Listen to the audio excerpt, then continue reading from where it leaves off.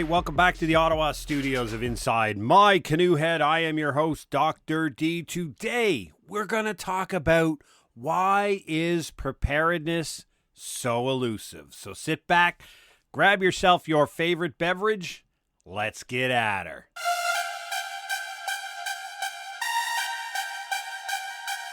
All right, just going to open this week's podcast with a little shout out to all of my friends and colleagues and those people that I've had the pleasure to meet who are working diligently in the response and recovery efforts in Hurricane Helene in Milton, in the state of Florida, North Carolina, South Carolina, Tennessee, and all affected areas of Georgia and everywhere else that has seen a calamity come. And calamities are happening all around the world. Much of it does not reach everyone. I've downloaded, this podcast is downloaded in 61 countries. There is a flurry of issues, but we know that there is a dedicated cadre of individuals who have put their life into the field of helping each other in time of crisis. So these are the people that fall into the first responders, police, fire, EMS, people that respond into emergency management. Those are the individuals who conduct incident management at one level higher, and all of the individuals throughout the program who support those operations that are ongoing in many of our communities. We give a shout out to them and thank them for their service. Today, we want to talk about elusive preparedness. And what I mean about that is that, in general, we can all agree to some degree that adopting a prepared life is probably a logical choice, right? In its simplistic and basic form, accepting responsibility for my outcomes and thinking cognitively, not having to spend any money. Of course, everything we advocate here, there's absolutely no requirement to expend any funds whatsoever to adopt preparedness. But there is a level of effort from you and everybody else that's required in cognitive and a little bit of time and energy spent thinking and creating plans for the family. We think that is logical, right? We think that that is something we should all consider.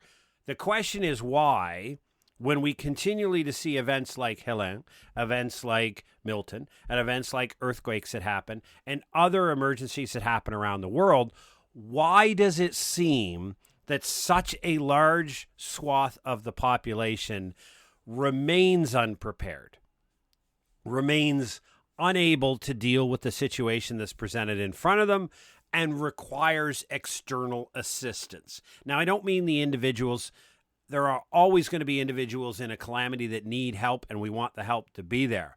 But I'm talking about at the macro level. When we look at population levels, population groupings, we start talking about thousands of people.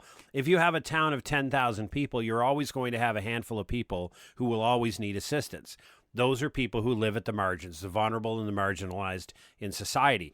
I'm speaking in general swaths. When we think about populations where you have 10,000 people in a town and 2,000 need assistance. Now, I don't mean towns like Asheville, North Carolina, which for a large part does not exist in its previous state, right? We're not talking about total destruction. We're talking about people unable to navigate reasonable level of disruption, a reasonable level of an emergency, or when there is a catastrophic punch upside the head, individuals have a difficulty understanding what to do next, or they have a challenge navigating the road that's lying in front of them. When we know those strategies are all available free of charge, we know that it's just time and effort and planning for an individual to set those things in motion and to get them ready. So when we talk about elusive preparedness, I'm going to talk about a spectrum of preparedness, and I'm going to talk about a number of the issues that I think are the main problem. But first, we're going to do the bluff, the bottom line up front. And for those of you not familiar, a bluff is a military terminology for bottom line up front. It's an acronym, and we generally would use it in times of crisis. So because I've got everybody in a room, I've got something to say. I don't know what's going to happen in the next 30 seconds. So let's get the main principal message off right away in your face. Here it is. Now we're going to talk about it for half an hour or 45 minutes in the detail behind it. But here is the main principal message. So the bluff is preparedness remains elusive because we don't understand what we're trying to achieve. We frame it in chaotic and hurtful conditions. And we do not consider the human animal and why it chooses to change behaviors. And the first part is, I think, really, I feel like I push rope uphill. If you've ever heard that analogy, I feel like I'm pushing rope up the hill many times when I talk about preparedness, because we don't have a collective definition of what a prepared individual looks like. And those of you that don't know, I'm also a professor in a disaster and emergency management at the graduate level. So when I look at my master's students sitting in the classroom or on a Zoom call, I asked them, I said, look at the front of the room where we are. Look at the front of the room. And if I was to say, put a prepared individual right there, okay? Create an avatar, just like you would do in a marketing campaign. Create an avatar. How do you describe a prepared individual? Like, if you had to describe to me what a prepared individual would look like and how would you describe them, how would you do that? And it really falls into a couple of categories. Number one is skills. What is a prepared individual able to do on their own within their own resources, right? So what tasks can they do and what skill sets do they have that enable them to do those tasks? Some people will look at it through the lens of possession, right? These are the people that advocate for emergency kits, 14 days of food, whatever it may be. So people will say a prepared individual has the following list of possessions or has access to this based upon their family that they're responsible for, right? Right? Or somebody might say it's actually a hybrid, right? It's and I'm of the belief that it's probably likely a hybrid of that. But if we can't sit around a room and describe what a prepared individual is and have your come to Jesus moment, right? Agree as to what that individual is and what they're capable of doing, how do I design a preparedness education campaign? Right? Because if I don't know what standard you're supposed to get to be prepared, then how do I develop an education campaign? I'm thinking at it through the lens of, say I'm the emergency manager for the city of Boston, Massachusetts, right? And I know that the people of Boston, Massachusetts have to become prepared. What does that mean? Specifically, if I'm a resident of Boston, what does that look like? If I'm a resident of Bonn, Germany, if I'm a resident of Perth, Australia, if I'm a resident of Micronesia, what does that look like? If I'm in Malaysia, see what I mean? So a prepared individual is likely going to need something different in skill sets and possessions in that melange, depending on where they are. In the theory, now I'll put my theoretical research hat on, we call that a THIRA, which is normally done by your supporting city. Now, a THIRA is another acronym. We're going to do acronym salad today. It's called a Threat Hazard Identification and Risk Analysis. So it basically means by choosing to live where I live, and I live in a democratic country, everybody listening to this podcast, except for two countries, live in a democratic country, you have the ability to move, right? So I'm just going to go from something crazy assumption that you are choosing to live where you are and you're happy. Okay. You've chosen to live there. It's home. It's wonderful. Maybe it's where you're from. It's where your family are, etc. But by doing so, you've accepted a number of risks through the very decision to live where you are. Now, is it a flooding risk? Is it a hurricane risk? Is it a tornado risk? Is it an earthquake risk? Is it an industrial accident risk? Is it a rail line accident risk? You understand where I'm going? Like, some of these things are applicable to you and some of these things are not. But that's what a THIRA does at the local level, at the state, provincial level, and at the national level. They do these THIRAs because it basically says, I want to know, because I live in Asheville, North Carolina, or I live in Halifax, Nova Scotia, or I live in Seattle, Washington, what threats am I exposed to by living here? Because I can't decide what I think a prepared individual should look like until I understand the threat profile they're exposed to, right? Think about, there are some common things, like first aid is always one of those top skills that everybody should have, and it's applicable everywhere, right? But there are some other skills, learning how to understand wreckage and how to look at a building and determine whether it is safe for occupation. That is something that may be a skill that a prepared individual should have in a certain population, right? So the reason I say that preparedness is elusive because we don't know what we're trying to get people to do, it's because when you look at what your local government is asking you to do, I'm here to tell you, and I've researched this for over a decade, what we refer to it as the public sector resident-facing preparedness communications. If you were to do everything that your local government is telling you to do, likely but not guaranteed, likely you won't be a prepared individual. And that's because the majority of what is spewed out by public sector governments in North America and around the world is not actually equated to preparedness. It does not actually make somebody better prepared. It actually makes them a more professional victim. I've got other podcast episodes on that. But if we can agree on what a prepared individual looks like and we have a standard, now we can tell people this is what we need you to be able to do, right? So, for example, we've built here at Preparedness Labs Incorporated, the parent corporation to this podcast, we've built an education system based on over a decade of research on every education system that's been published and every piece of data and research that's been done. We built an education system that is flexible and designed to be applicable wherever you are, right? And it basically means you go through the process of a THIRA individually, as a family, assessing your family's needs and risks, assessing where your shelter in place is, based upon the situation that's around you, what you have to do to be able to shelter in place based upon the risk profile, having an evacuation plan, and then having a third trifecta of plan for getting fired. Because trust me, getting fired tomorrow is just as impactful to you and your family as your house burning down tonight.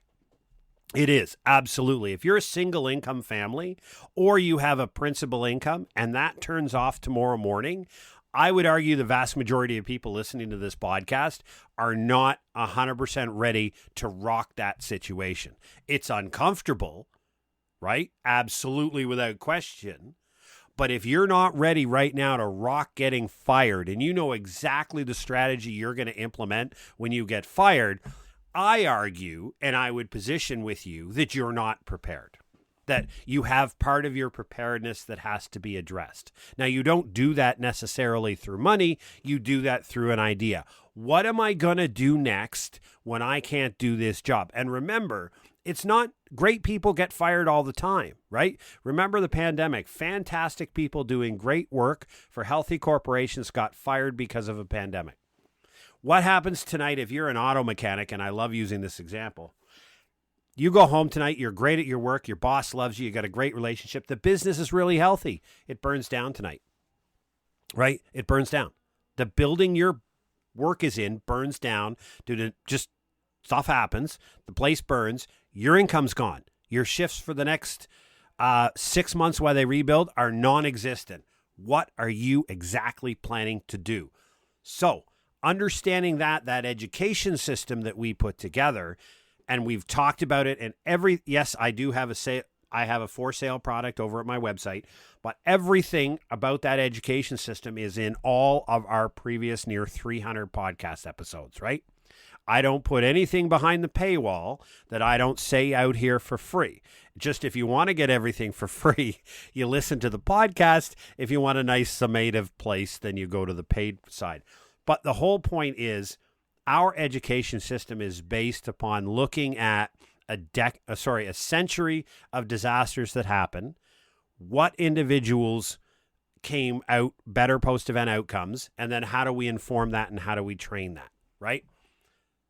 We know how to do that. We know how to create a prepared individual. The problem is that the public sector resident-facing preparedness communication is not built off that evidentiary support. So preparedness remains elusive because we're not advocating for what people should do. We're advocating for what we believe. And I know this is the part that fires people up, right? Have you ever heard somebody tell you, I don't care about your opinion doesn't matter, and that charges people up, right? You get all bent out of shape, you're all ready to throw hands down because you don't like being told that your opinion is irrelevant and your beliefs are irrelevant. Well, when you work in an evidence-based theory like preparedness, it really is, right? Because there's people out there that hammer away. Just look at YouTube. Look at the societal collapse folks that are sitting over there on YouTube and talking about how you are, 21 meals away from anarchy. Get everything, get your years. Here's the top 10 things every prepper should have. Your first $1,000 of prepping should go to this. All of that is based upon belief and opinion and not evidence.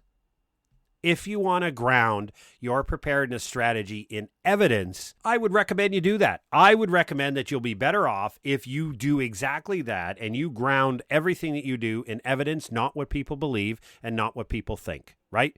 What does the evidence tell us? And when you look at common disasters that have happened to over the last 100 years, from earthquakes to floods to tornadoes to hurricanes, etc., and you examine the people who had better post-event outcomes, you find out what variables influence those, and then you figure out how to teach people those variables, you come up with a winning strategy.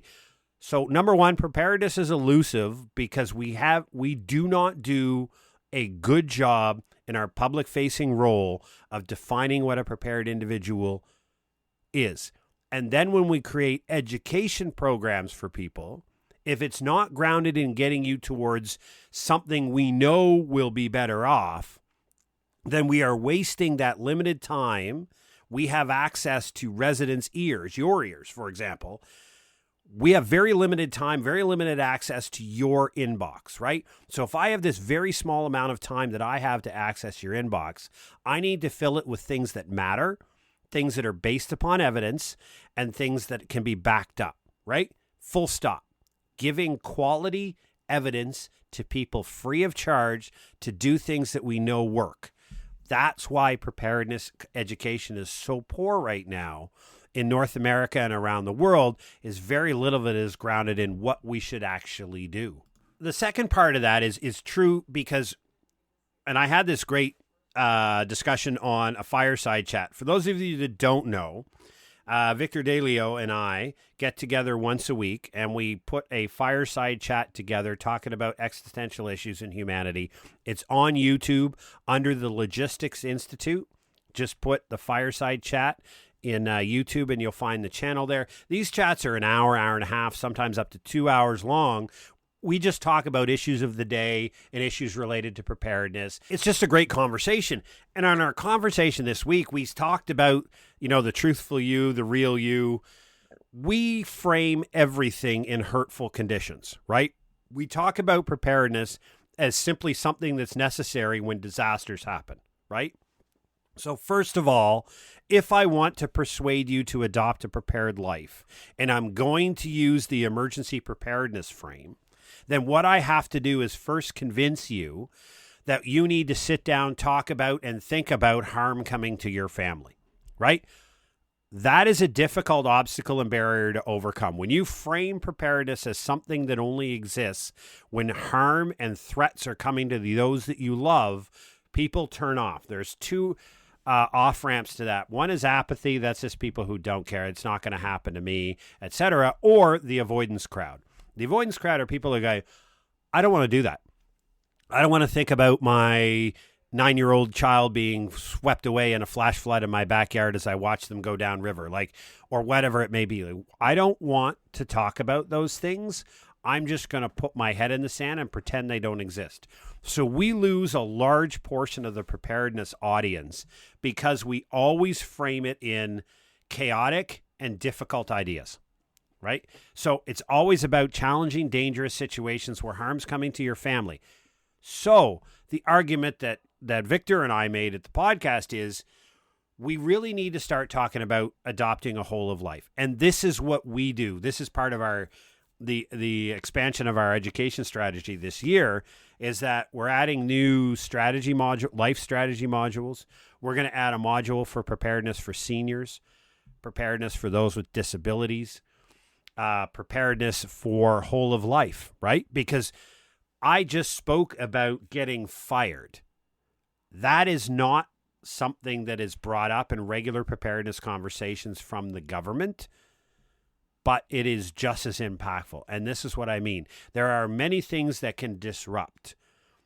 The idea behind preparedness is is that it is a strategy you adopt so that you are able to navigate disruptions that are beyond your control.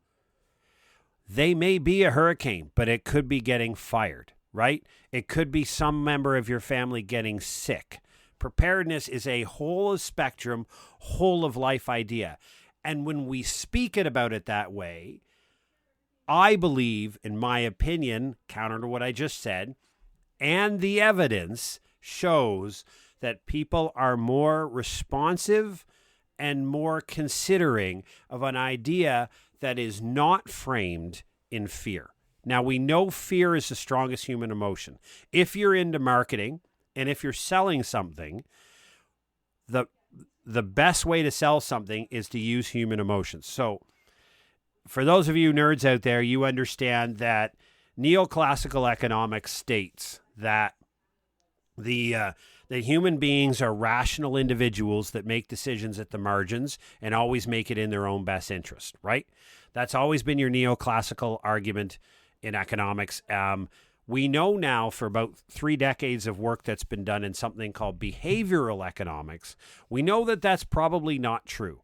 That in fact, humans make acquisition and purchasing decisions based upon emotional cues. And then they subsequently justify it with logic. So when you buy your house, when you buy your clothes, when you buy your car, when you buy subscription services, when you buy something, you are largely, for the most part, going to be doing that off of an emotional cue. Happiness, joy. Sometimes people use it as retail therapy when there's something missing in their life and they buy things to bring them joy. And then they justify the purchase afterwards with logic. Why that's important is marketers will then use that and use fear, the most powerful emotion, which is why the prepper stuff works, which is why the societal collapse stuff works, because they're looking you square in the face and they're telling you from what they believe to be an authoritative position that society's about to collapse, everything's coming down on you, and you need to act right now and spend whatever money you have on these systems that we've set up. Here's where you spend your first $1,000. Here's the 10 things. And oh, by the way, while you're at it, I have some affiliate links down in the description that it doesn't cost you any, and I get a little extra money to help pay for the channel. We've all heard that, right? Those fear is 100% motive is a marketing trick. And we all fall for it. I do periodically about things, but fear being the most potent human emotion, there's always been a leaning in preparedness education to try to frame preparedness. Well, you know what? People aren't listening to me, so if I just scare the crap out of them, maybe they will. And a lot of messaging is grounded around that. Like the mayor of Tampa, and I'm going to use this example, and I know she meant the best of this, but this is not something you should do. When the mayor of Tampa told you if you were in this certain zone and stayed behind, then you are likely going to die. And that home that you are boarding up is going to be your coffin. That is an absolute extreme position. Because here's what happened. Very few people, if any, died in those homes. People didn't die. Those homes didn't become their coffins. So now what happens, the next time this mayor ever again decides to say something about calamitous events, she's going to be written off as an extremist. All because of the words she chose to use, right? She chose to use fear to try to entice behavioral change in a small population, and by doing so, she removed herself from future consideration as a position of authority and someone who should be listened to in one fell swoop. I don't doubt for a second that she believed that the people of Tampa needed to listen to her, but her choice to go there means that she had nowhere else to go, and she's already done. It's over. So when you use fear to try to persuade people into preparedness, when you tell them if they don't do this, really bad things will come to their family, the avoidance and apathy happens, and people walk away. Now, there will be a small portion. My research, the evidence that I have, points to 19% of the population, in the population that I've studied, and right now my research has been limited to the Canadian province of Ontario. But inside the Canadian province of Ontario, the research that I have done shows 19% of the population is receptive to fear messaging, right? So if you want to scare the living crap out of people, you'll get a 19% effective response rate. You'll get a 40% avoidance and apathy rate. So you will shut off 40% of the audience to get 19% to act. But when you shut off the 40%, and this is what I'm trying to persuade people as best I can, when you shut out that 40% with a fear message, they're not coming back, right? And if you think about where we are right now in institutional trust, irrespective of how you think the pandemic was handled, the research shows that the population has a trending down and a lower level of trust in the in government institutions. If government institutions are going to stand up at a microphone and try to give preparedness information, they're first a government institution, and the effects of the handling of the pandemic has made less people consider them a rational, intelligent voice.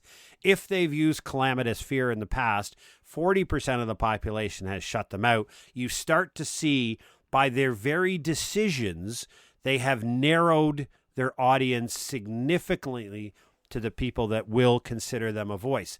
And the people that do listen to government agencies nowadays generally do that through a lens of trust but verify. The plurality, so about the 50% of the population that in general, now it does differ depending on the institution, okay? There are some public sector institutions that have remain high levels of confidence, some that have exceptionally low, but on average it's about a plurality, which means 50-50. Of the 50% that listen, a good portion of them trust but verify, which means they're thinking in their head, what is the motive behind this announcement?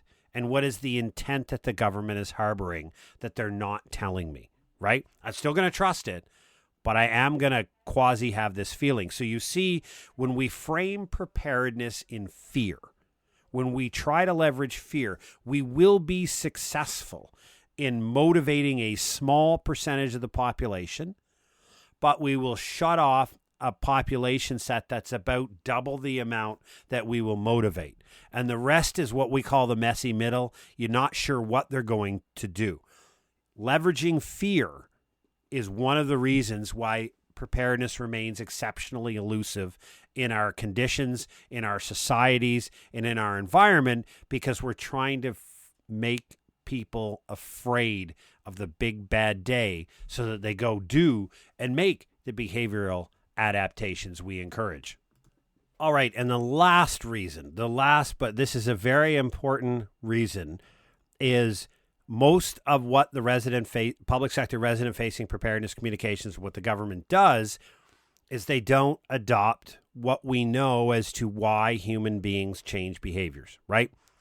We call it the human animal. We're an animal. We're a species. We're not that old on the age of this big rock flying through space in the grand scheme of things. But we're a species that, as sociologists say, what separates us from all the other animals that are on this earth? And it's a very cute little phrase, but it means so much. We're the only ones that know we're here. We're the only ones that have cognitive awareness of lifespan, right? We have all of the same inherent built-in traits about self-preservation, the need to protect family, love, all that. Same thing exists in other animal species. Our difference is that we actually cognitively are aware and we know we're here. Because of that, the human animal makes decisions in a different way. When we look at anthropology, which is the study of former human settlements and former human organizations, sociology, which is the study of the social constructs that are created and advocated within the human animal.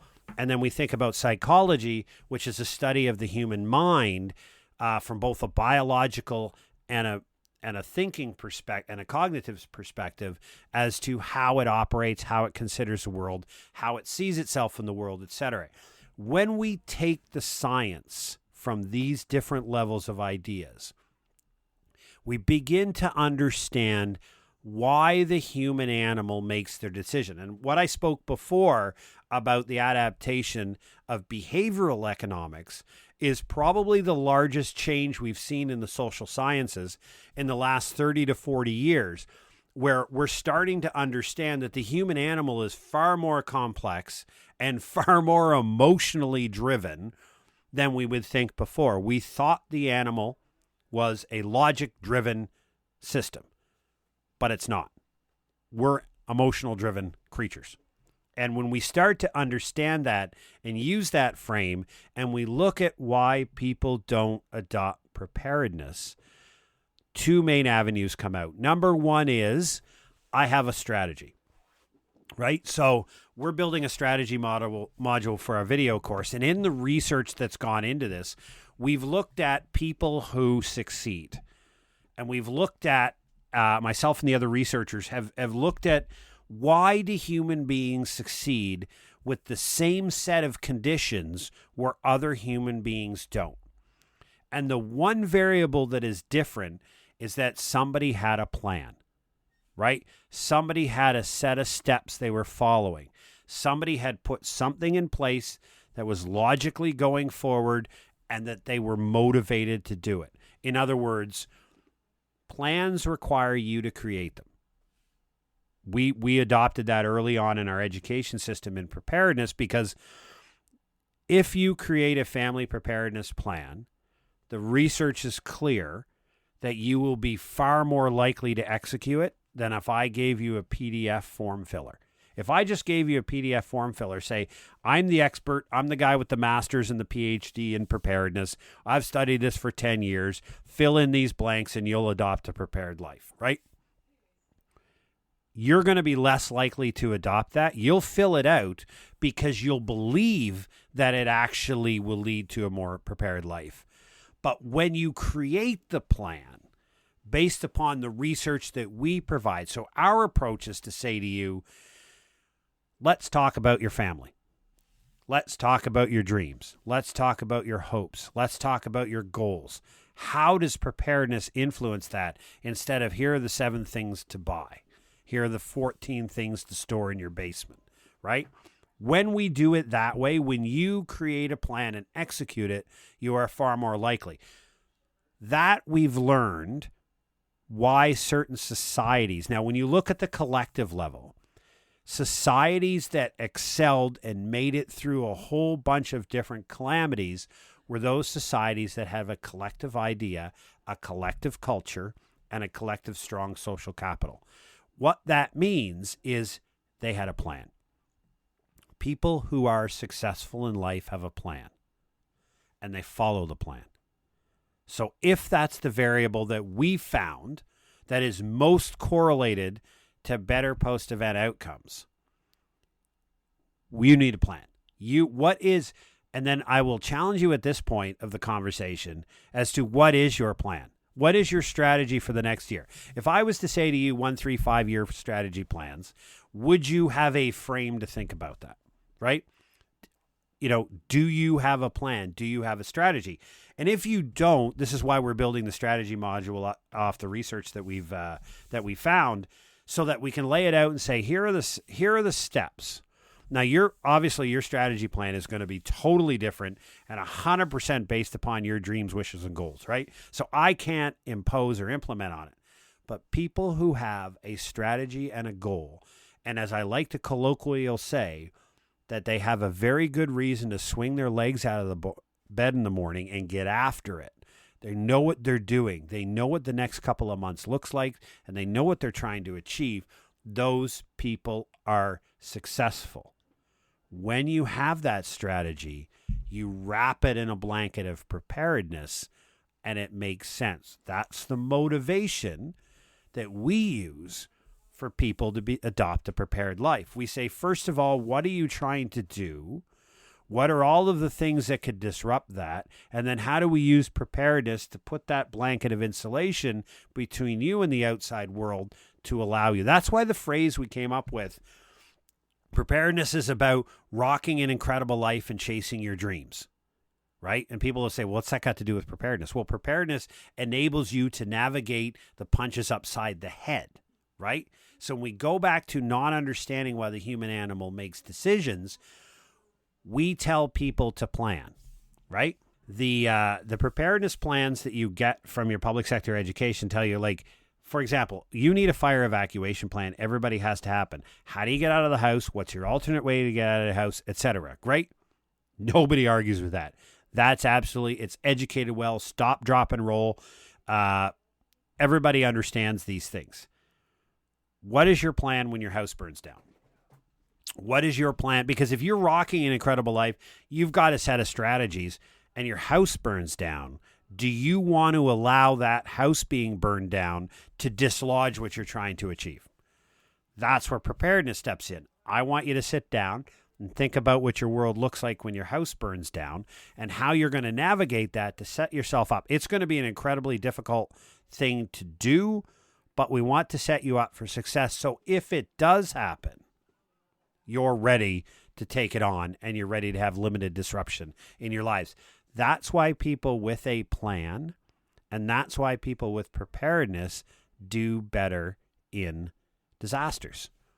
People are able to bounce back better, faster, with less penalty on them and their family when they've adopted a prepared life and when they're chasing a strategy plan.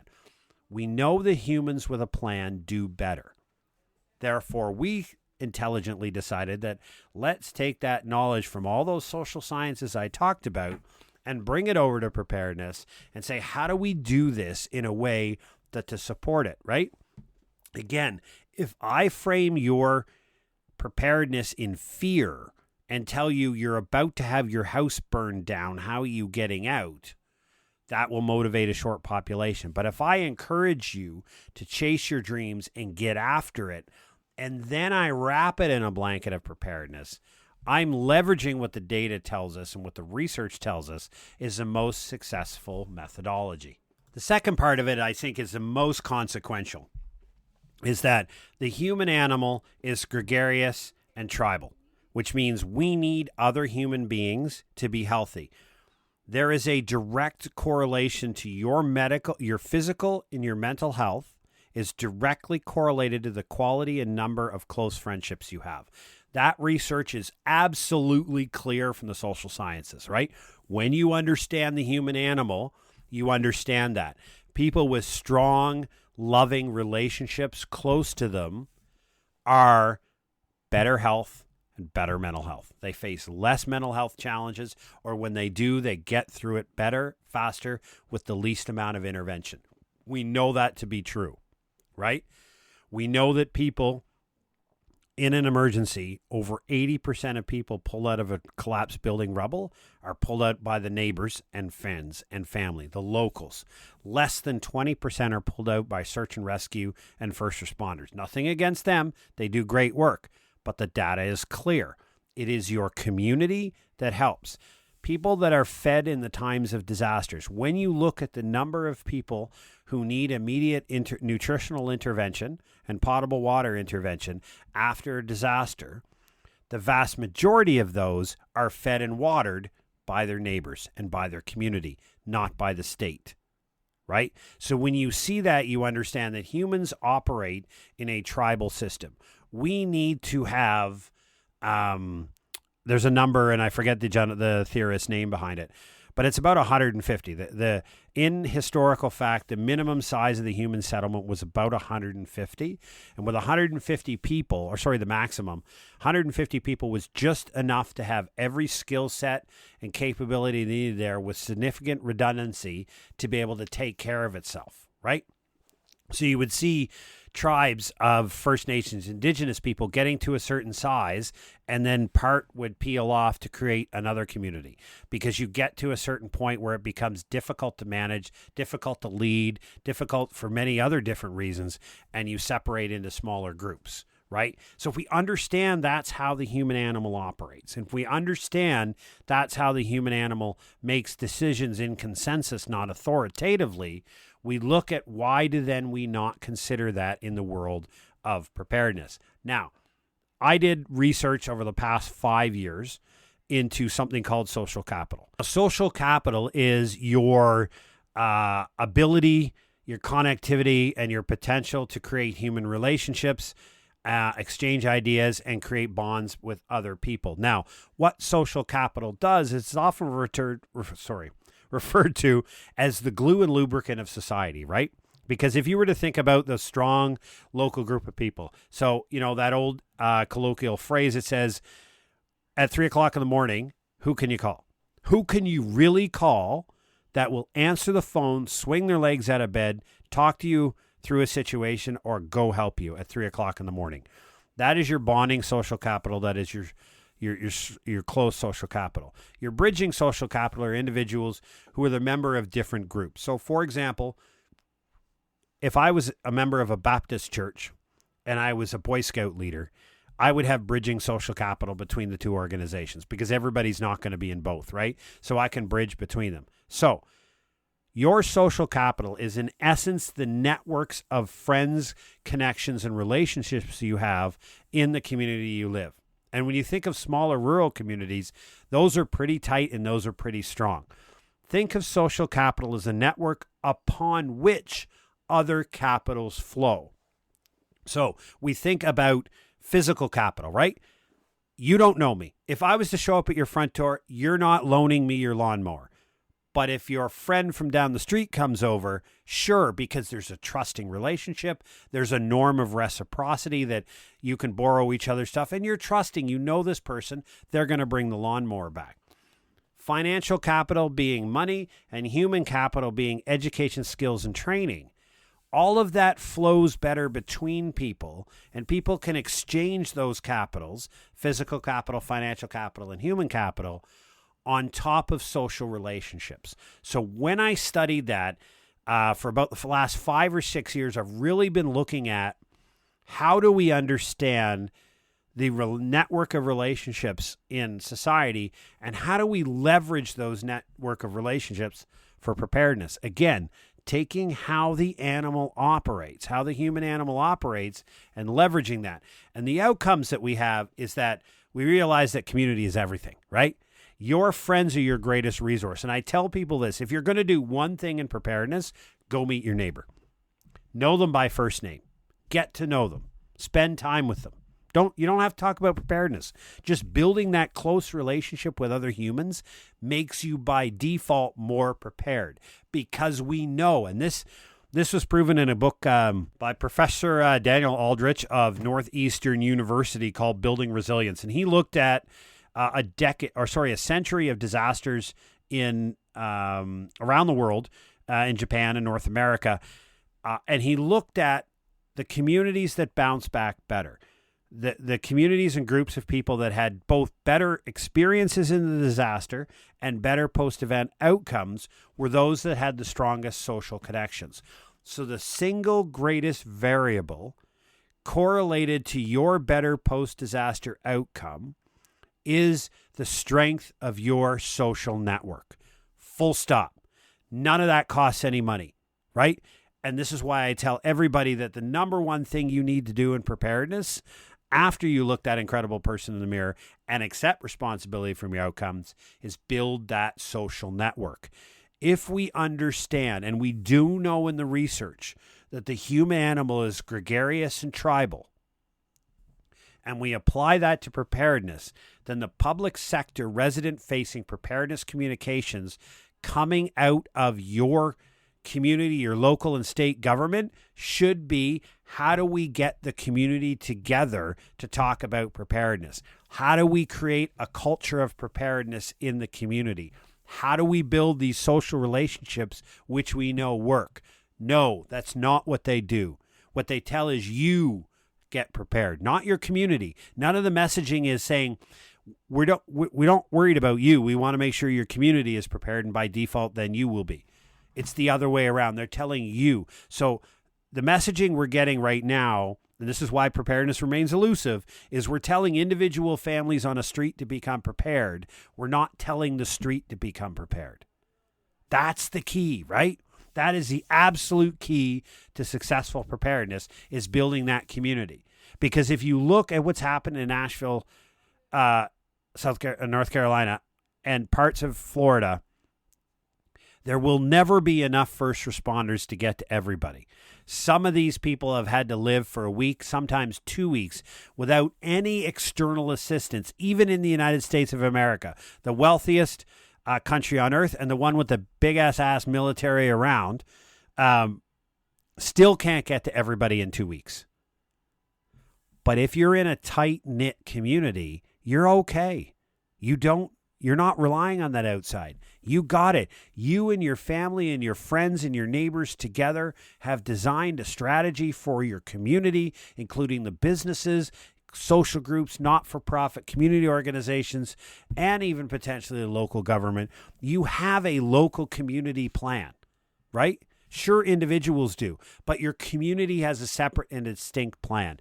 When we understand that and adopt preparedness model to the community, we start to see far better post-event outcomes. And again, it seems like I'm on a soapbox, but I'm back to the position that I come to at the end of most episodes is it's not about what you believe and opinion. It's about what we know evidence supports, which is why I differentiate myself from those that are calling for societal collapse and the Chicken Littles in the crowd, that the roof is coming down on us and that we're all about to have roving groups of marauders. The evidence doesn't support it. We know that crime rates absolutely collapse in times of disaster and emergency. The evidence is crystal clear. I don't care what your opinion is. I don't care what your belief is. Fear makes you think that this is going to happen. Again, people leveraging fear, but the data is clear. Looting does not go up. In fact, it falls almost off the cliff. Now, it's really cool to talk about looting on CNN because, again, when your hits are all about fear, people press the button and click on the button and they watch your show and you get your ad revenue, right? So people use fear to leverage it. But we know it doesn't happen. It doesn't happen. It falls off. Crime doesn't completely go away, but the crime rates go down significantly when we have disasters. Communities come together. That's how we're successful. So if we go back to what we started the bluff at the beginning of this episode, we talked about the 3 reasons why, right? The 3 reasons why that preparedness remains elusive because we don't understand what we're trying to achieve. How do we define preparedness? What does it look like? We also said that we frame it in chaotic and hurtful conditions, which we do when we tell everybody they're about to lose everything and we use fear. We shut off large portions of the population. And then we don't consider the human animal. We try to superimpose what we think is a theoretical policy framework on top of a real-life community and say, do this because our policy interventions believe it to be true. And when we ignore the science as to what the human animal does, how it operates, and how it thinks, we create solutions that cost a crap ton of money and result in no better post-event outcomes. So hopefully you now understand why preparedness remains elusive. You remain a fan of this podcast, Inside My Canoe Head. Any information you want about the podcast, we've got our own website, insidemycanoehead.ca, for our good Canadian origins. Drop over there, have a look around. There is a link at the bottom to directly email comes to me if you have comments about the podcast, good, bad, or indifferent. We love to hear everything. We hear things from you're crazy, sometimes phrased a little bit more directly than that. We're coming out with a new video series on YouTube starting next week. Look forward to that. We have our YouTube channel is called Preparedness Labs. Just Google it. I think I have 103 subscribers now, and I am 100% grateful for those. And this podcast is uploaded to YouTube as an audio. So if you prefer YouTube, you can just turn it on in the background and my voice will come off the TV. And it's just a little visual of the Inside My Canoe Head mantra. All of our information is available on there. We're across social media platforms. Our parent company, preparednesslabs.ca. Drop over to see them, everything that's there. Communicate with us, right? The idea of being a podcaster is this is my opportunity to provide evidence-based information free of charge to the general population. This is what we're doing, right? This will always be free. Everything I say and everything I believe will be out here in the open, 100% free.